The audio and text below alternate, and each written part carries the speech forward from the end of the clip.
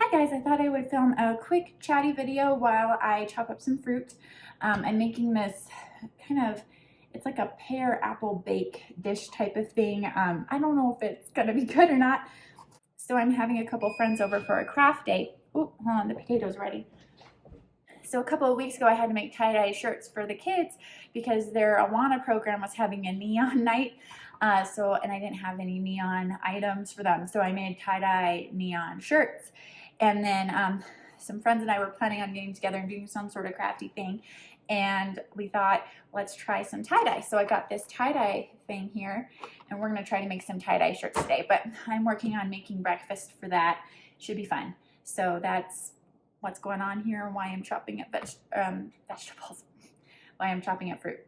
I never know what to make for these sorts of things. So today I'm making this pear apple bake thing. It's like a sheet pan recipe, so you're supposed to like lay it out on the sheet, and I feel like you're supposed to like drizzle sugar or some sort of sugary syrup on top of it and then bake it. So that's what I'm gonna do, but I don't know if it's gonna turn out good or not. But I'm making that, and then I'm gonna make it's like a creamy potato casserole kind of thing. I used to make it all the time when we went to MOPS when my kids were little, and it was always a winner. It was always gone at the end of the breakfast. So I'm hoping it will be good again today. First, I was just gonna chat about whether you guys put much effort into like cleaning your house when you have people over. Because I was just thinking about this because I was cleaning my house for a couple people coming over, and I've heard, especially in like Christian circles, because hospitality is important. As Christians, we're supposed to be hospitable to each other, and so I've heard people say, don't worry about what your house looks like. Just have people over. Like if what your house looks like is going to stop you from being hospitable, that's not a good thing, and you should just have people over and not care about what your house looks like, and just practice hospitality no matter what. And I agree with that. I do think that's a good point, and I think that people sometimes do put just too much pressure on making their house look great before they can have people over. And if you're in like a difficult season of life, or like have babies, young kids, things like that, your house may never look good enough for you to feel like you can have people over. So in a way, I think the message is kind of freeing for people to realize, oh, my house doesn't have to look perfect to have people come over. But here's the thing. I still very much like to do some cleanup in my house before I have people come. I feel more comfortable in my own house, I guess, when it's clean. And so I figure I want to do that for guests. That said, if someone comes over a lot, they're definitely going to see my house messy because I'm not going to clean it like every time they come. It's mostly when someone comes over who usually doesn't come to my house. So maybe they're just not as comfortable with the way it usually looks. Or like at least I feel like they wouldn't be as comfortable with the mess that it sometimes can look. Or if someone has never seen my house before, I'd like it to not look a mess. I don't know. But like I said, sometimes I feel bad for feeling that way, and I wouldn't want anybody to ever think that I am putting that on other people, like other people have to have their house clean for me, because I do not care at all. So maybe I should just realize that other people don't care if my house is a mess and let it go. But like I said, in a way for me, it's just a part of me trying to be a good hostess and let people feel comfortable when they come over. So anyway, I was just wondering if you guys like subscribe to the idea that you shouldn't bother cleaning your house and just be hospitable and not worry about that. Or if you're kind of like me and are like, well, I just want to clean up a little bit so it, people are comfortable and so I'm comfortable. I don't know. That's just what I was thinking about. Just a second. Okay, in other news, recently we got a betta fish. When my oldest was younger, probably like 6 or 7, he kept asking and asking if he could have a pet. He just wanted some sort of pet. And so I did not want him to have a pet at that time because I knew I would be mostly the one taking care of it. So I said, you know what, check back with me when you're 10. Well, he just turned 10, and he did not forget. Like as his birthday got closer, he said, Mom, remember you said that I could have a pet when I was 10? So I mean, I had to honor what I had said, right? So anyway, we ended up getting a betta fish. And I will say he has done a really great job of taking care of it, and I have not had to do anything. He remembers to feed it. We haven't had to clean the tank yet, so we'll see how that goes when that part comes. But anyway, I'm very pleased with how it's going with the fish so far.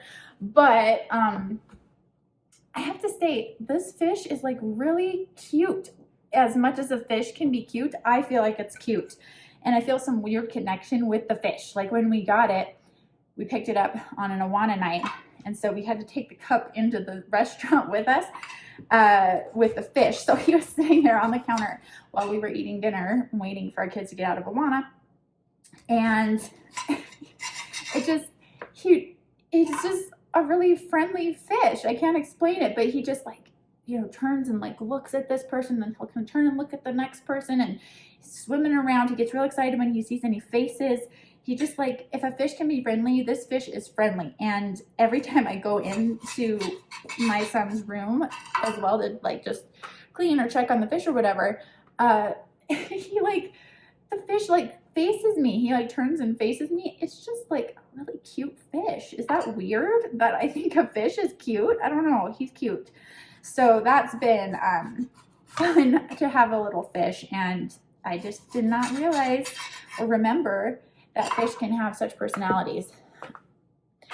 What kind of pets did you have growing up? Because we had a fish. We had a betta fish when I was a kid. It was a very tough little betta fish. There's like, we always tell this story, but one time the betta fish used to live on a kitchen counter, and I can't remember what even happened. Some catastrophe happened and we knocked the fish off of the counter. It just went flying. I don't even remember how this happened, but the tank went flying, the water was everywhere, and we're like, oh my gosh, where's the fish? And me and my mom and my siblings were all looking around trying to find wherever the fish went, and we finally realized he had landed in the dirt of a potted plant that we had near the kitchen, and he was laying there in the dirt for like 5 minutes. My mom finally found him, and she like scooped him up and threw him into the water, and we're like, oh gosh, he's dead. He's gonna be dead. And we felt so bad.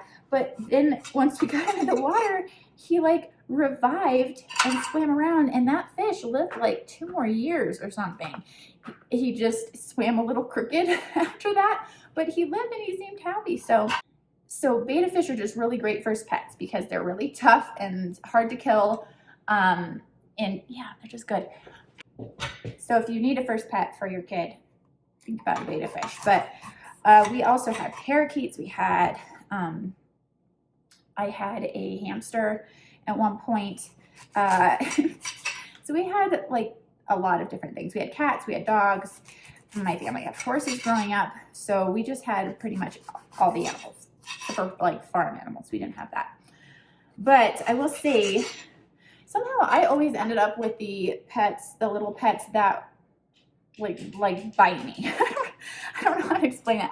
But like my hamster was a little bit, she didn't bite me too much, but she was a little bit, you know, she liked to chew on things. Maybe all hamsters do, I don't know. But I just remember my finger being chewed on a couple times by her. But especially my parakeet bird, that bird, I like regretted getting that bird to a certain extent because I had to take care of it. And those parakeets can live for a long time.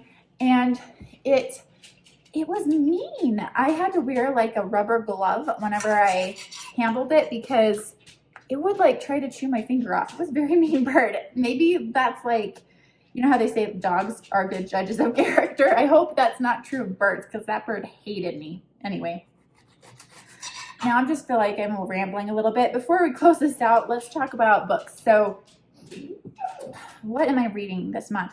I've kind of changed my TBR a couple times. If anybody subscribed to my blog newsletter, I sent out a little book email with a picture of the stack of books I was planning to read this month. Well, one of those books came back due again at the library, so I had to send that one back. So I'm not going to be reading that one after all. And then another one, I just have not been able to like get into it while I'm reading it. So I'm going to try the audiobook of it. But anyway, so the books that I've actually gotten to this month are The Bride of Penderwick, which is a book my sister recommended to me, and it is really good so far. If you like Rebecca or My Cousin Rachel, any Daphne du Maurier books, it really reminds me of her books, and I'm really enjoying it quite a bit. And it's by Victoria Holt is the author's name. It's very good, and I'm probably going to read more by that author because I'm really enjoying this one. So that's one book I've been working on. I've also been working on a book called Vienna Prelude it's Brock and Bodie Taney, I'm pretty sure, who wrote it. And I read this once. This is like a big series. I read it once when I was in like high school. It's about like the World War II period and follows some characters through World War II. But I remember not getting through all the books because I don't know why. Maybe I just lost steam on it. I don't know. My sister says she remembers one of the books just being like heart-wrenchingly sad, and so she couldn't continue with the series. But for some reason, I've been in the mood for those books again, so I'm going to give it another try and see what I think about it. But anyway, so I started the first book on that. So far, it's really good. And I think reading it when I'm a little bit older and maybe remember more historical terms and dates and things has been good because I just, more of it's fitting with connections that I have in my brain, if that makes sense. So that's been good. And then I've been listening to a lot of audiobooks and things like that. I've finished a couple that I've been halfway through for a while. So it's been an okay reading month so far, but we'll see. Like, I'll do my reading wrap up at the end of the month and share more about all the books. But those are the ones I'm working on right now. And that's kind of it. And I'm going to finish cleaning up this breakfast stuff and get it in the oven so I can have it ready to go. And I guess that's all I have to say today. Okay, I will talk to you later. Bye.